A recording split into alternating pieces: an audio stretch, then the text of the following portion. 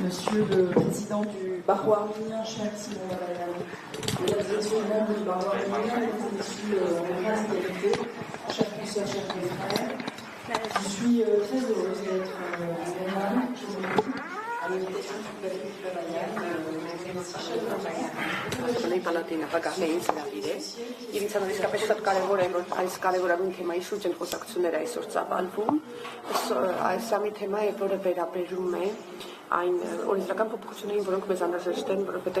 դուք գիտեք, որ Փաստաբանների պալատը պետք է ներկայացնի մեծ քանակությամբ ֆրանսիացի փաստաբաններին, մեզ մոտ այդպես են թողած, եւ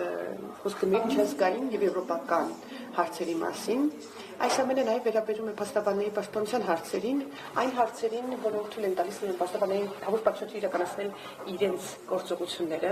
քանի որ նրանց նկատմամբ երբեմն, իհարկե, ինչպես արդեն նշվեց, իրականացվում են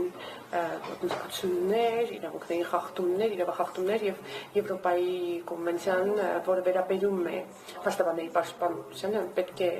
պահպանվի, պետք է ասել, որ ցավոք սրտի բոլորին վերջերս այս ամենը շատացել է, այսպիսի ոտնձգությունները շատացել են եւ սա դարձել է ավելի մտահոգիչ, եւ խոսքը գնում է փաստաբանների իրավունքների մասին։ Օրինակ, պետք է ասել, որ երբ որ 2024 թվականին հրապարակվել է կոնվենցիայի զեկույցի տվյալների հավալիր ներկայացվածությունը, ապա ակնհայտ է դարձել, որ աչականները, ծայրահեղ աչականները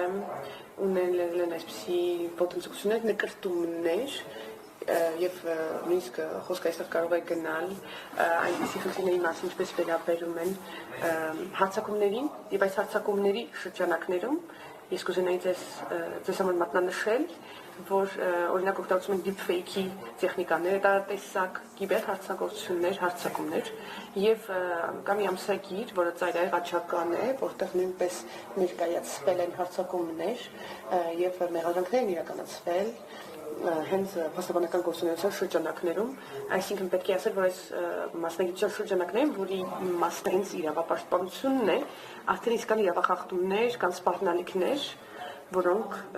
բոլորովին ընդունելի չեն։ Եվ մի օրինակ եմ ձեզ ուզում բերել, որ մի այսպիսի դեպք է եղել,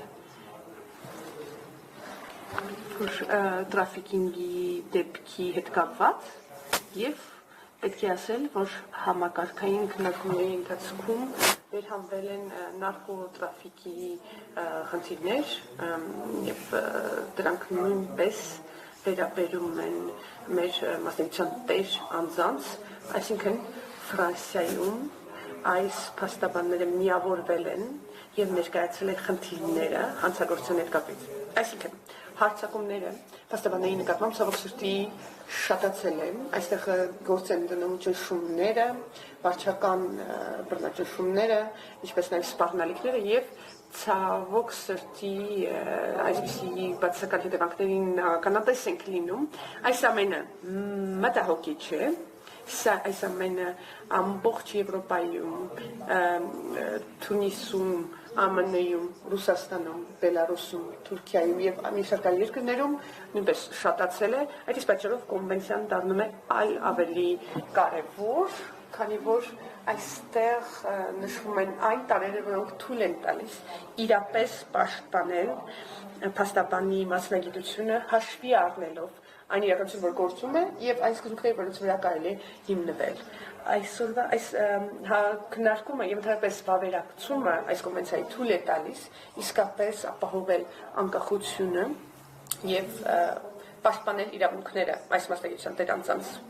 Կուզենայի մատնանշել, որ սա թույլ է տալիս համընդհանուր մոբիլիզացիայից խոսել, որովհետեւ մենք բոլորս կարողանանք օրինակ Լյուքսեմբուրգում այս հավաքի ընթացքում քննարկումների ընթացքում մասնագիտության տեր անձին կարողանան ներկայացուցչական խոսքով ելույթ ունենալ եւ խոսել այն հնարավորության մասին, որ ունեն եւ ես շնորհակալ եմ բոլորին, շնորհակալություն ձեր հրավերի համար, շնորհակալ եմ եւ բոլորիս մաղթում եմ արդյունավետ արկասաբեր օգնությունների վաստակների համար։